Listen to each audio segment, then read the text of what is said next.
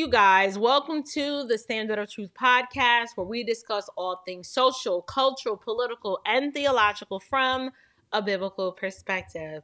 You guys, we are well into the GOP primary season, and if you've not been paying attention to the campaigns of both Donald Trump and GOP newcomer Vivek Ramaswamy, you are just missing out, right? President Trump, he's been campaigning for the GOP nomination, and to many Republicans, he is, in theory, going to be the Republican nominee. However, if you're one of those people who would prefer to have Trump back in office because he's just, proven to be a strong leader as it relates to the economy, he can protect our borders and keep us out of unnecessary wars, you still can't help than to keep your eye on biotech mogul Vivek Ramaswamy. Now, I've never hid the fact that I supported President Trump because after examining his policies, I just felt like his position on so many key policy areas were just the best for the country. However, Trump has done something recently that, even for me, kind of made me reconsider if he is truly the best GOP candidate for the job. I didn't say that, he's just the worst, but I'm just saying at some point we've got to analyze these things and say, okay, who is the best candidate for the job? What am I talking about? Before you shoot me and before you just get all kinds of upset, give me an opportunity to explain what I mean. Recently on Truth Social, which is Donald Trump's social media site, he recently took a really nasty below the belt jab at GOP contender Vivek Ramaswamy. Now, I typically do not get in my feelings when it comes to politics because I simply just realize that at the end of the day, the candidates want to win, right? They want to win and it's all about winning. And most politicians, they are not believers. So they're going to sling mud, they're going to throw jabs, they're going to hit below the belt. They're going to say all kinds of crazy things as a part of their campaign strategy. Their goal at the end of the day is they want to win. However, I've been watching Vivek Ramaswamy very, very closely since last year. And most recently, I believe I've watched probably almost every single town hall that he has done on the Iowa campaign trail. And if you haven't watched any of them, quite frankly, you're just missing out. Like, no shade, but Vivek is probably the most effective communicator since Ronald Reagan. And he just simply has this ability to articulate his ideas and his policies in such a winsome way that even if you are on the left, you have no choice but to respect him, even if you disagree. He's just truly that talented. This man has managed to run an America First agenda without trashing his opponents, particularly with that. Well, okay, let me start over and say it different. He has managed to run an America First agenda without trashing his main GOP contender, and then at the same time, giving honor where honor is due, giving Donald Trump credit where he needs and deserves it. And he's the only candidate that reflects this fair and balanced view on so many pressing issues. And he does it in a way that's just managed to court a lot of pro-Trump MAGA supporters. And in fact, I actually know a lot of pro-Trump MAGA supporters that are they're going to vote for Vivek in the primary. He has managed to win them over, which brings me to my point. So since that's the backstory, here's what happened recently. At a campaign stop in Iowa, Vivek was photographed with a group of young men who wore a shirt that said, "Save Trump, vote Vivek." Let me let you take a look at it right there. So that's the shirts where Vivek was pictured with these guys in these shirts. And in my opinion, it was just simply brilliant because he's not attacking the former president, but the statement on the shirt is just stating the obvious, right? Now, in true narcissistic fashion, Donald Trump, who just hasn't really had that much clapback or smoke for the Vivek campaign this entire election season, He goes on Truth Social and he says this. He goes, Vivek started his campaign as a great supporter, the best president in generations, etc. He's quoting what Vivek has been saying on the campaign trail. Then he goes on to say, unfortunately, now all he does is disguise his support in the form of deceitful campaign tricks. Very sly, but a vote for Vivek is a vote for the other side. Don't get duped by this. Vote for Trump. Don't waste your vote. Vivek is not MAGA. End quote. Now, when I read this, I was like, see, this is why people can't with you, Don. Like, why are you so doggone petty and petulant? Right? Like, I love Trump, but he can be real petty and childish. And when he is intimidated, he will attack when it's not even that serious. Right? It's like he doesn't always have the emotional maturity that he is supposed to have, even at his age, to see when he is showing weakness. I have followed Vivek's campaign, and the last thing that Vivek has done is participated in some sort of deceitful campaign trick. If anything, he is the only candidate that calls a spade, even if it's on the right, and he's done nothing but give Trump his flowers for a job well done, while at the same time balancing the fact that, yes, he's actively pursuing the White House, but he doesn't have to childishly attack his opponents for no good reason. Now, yes, he has attacked Nikki Haley and he has called Nikki Haley out, but it's for good reason. He said what he said and it was warranted. But when it comes to Trump, he has brilliantly recognized that I need to run a campaign. Excuse me. I need to run a campaign that honors and respects the fact that Trump was the best to ever do it. However, I'm throwing my hat in this race too. And I know that I can do it and do it probably better because I'm younger and I'm just that smooth with it, right? So let's just go ahead and discuss the elephant in the room, right? Because listen, I am a Christian, right? So when I saw those guys rocking that shirt, I interpreted that slogan in more ways than one. It's just an indisputable fact. Fact number one is, yes, Donald Trump does need to be saved, right? He needs to be saved spiritually and politically. And I'm going to deal with the political part first. But yes, I agree with Vivek that President Trump needs to be saved politically. But as a Christian, I'm saying absolutely need to be saved salvifically too. Politically, it is not a positive outlook for Donald Trump right now because the lefticals will stop at nothing to keep him from occupying the White House. That is a fact. Like, we've got lefticals who have Trump derangement syndrome so bad that even if they know, yes, okay, he's the best candidate for the job, but they simply hate him so much and they have so much hatred in their heart that they would never vote for him. And just like the lefticals, you have rhinos who absolutely hate Trump as well. They represent the elite uniparty, the establishment. They don't want to see him back in office either. So let's just be honest. Democrats and rhinos will stop at nothing to keep Donald Trump from stepping foot back into that White House. And if you really think that we're going to have some sort of free and fair election, then they're just going to just bow out and lose gracefully. Like, listen, I got some beachfront property to sell you right outside of Las Vegas. Like, it's just not going to happen. And I honestly believe that they will delete that man before they let him win. Now, from a political perspective, Vivek Ramaswamy is absolutely right. Like, if he were to win, he is the only one that has verbalized and been consistent about the fact that he would do what is right and pardon Trump and prevent him from being subjected to more political persecution and specifically kind of keep him out of prison.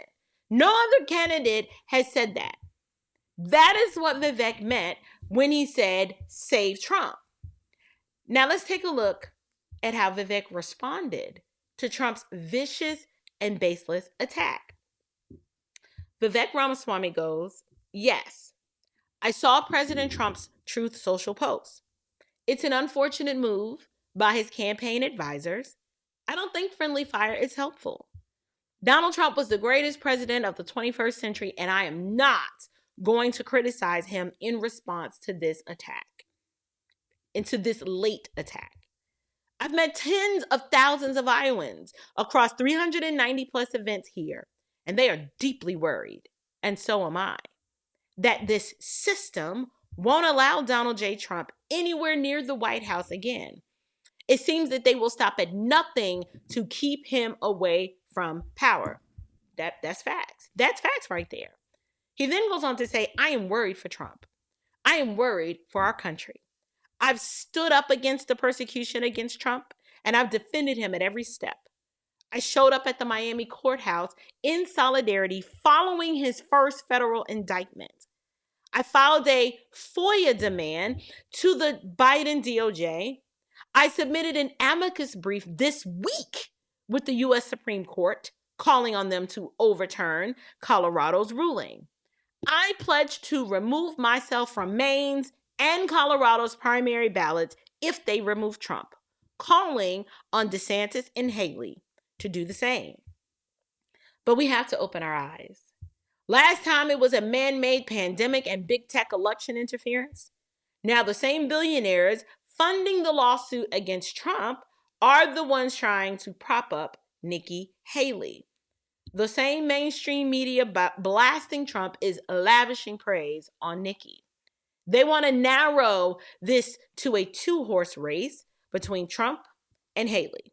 Eliminate Trump one way or the other and trot their puppet into the White House.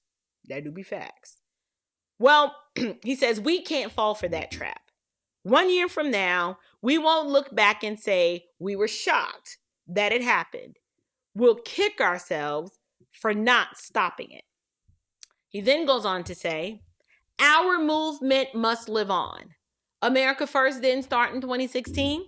It started in 1776. I love that. We owe it to our founding fathers to do the right thing for our country. I want to save Trump and save this country. Let's do it together. You won't hear any friendly fire from me. That's that slow clap. That's that slow clap I'm talking about, y'all. You guys, Vivek is absolutely right. MAGA or America First does not start or stop with Trump.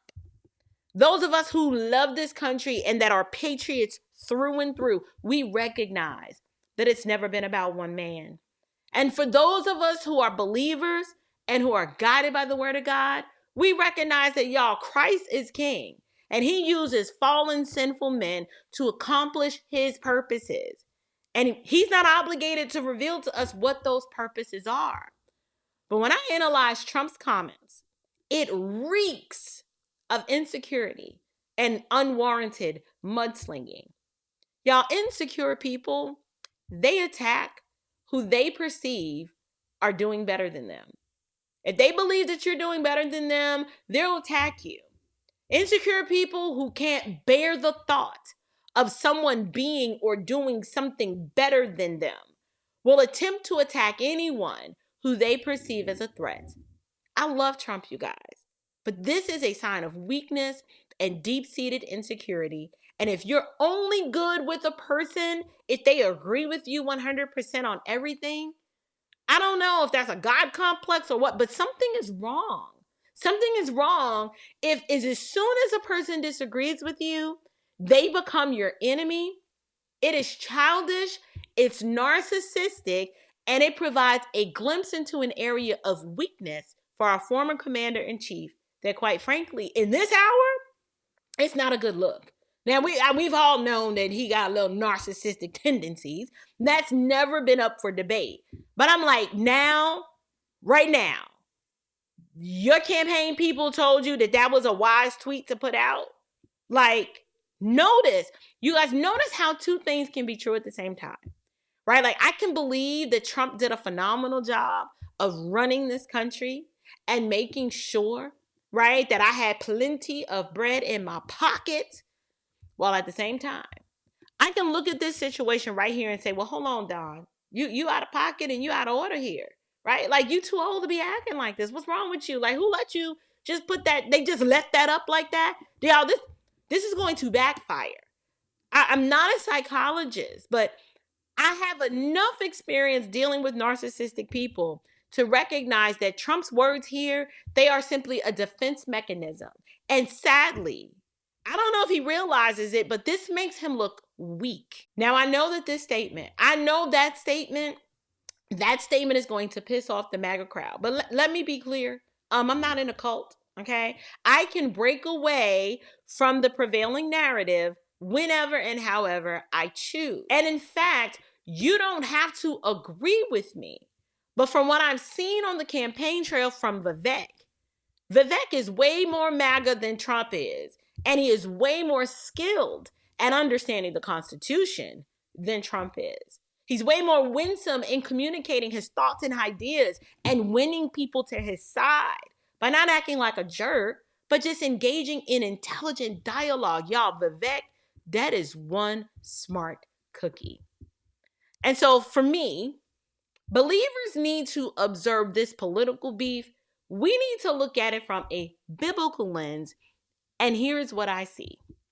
I see here that we have a Hindu candidate and a Sino candidate, Christian in name only, who, from a human perspective or spiritual perspective, they both need to be saved for the remission of their sin, right? They both have salvific needs. However, the Hindu does a much better job on principle, on character, on emotional maturity, and communication style, hands down. Fight me and tell me that I'm wrong. Right? Vivek has simply demonstrated much more patience, more professionalism, and a much more polished and presidential persona than Trump ever has. And those are just the facts, y'all. Like, Vivek's an alpha male too, just like Trump. But he doesn't have to be a jerk in order to let you know that here I am, I'm in the room, and I mean business, and I ain't no punk.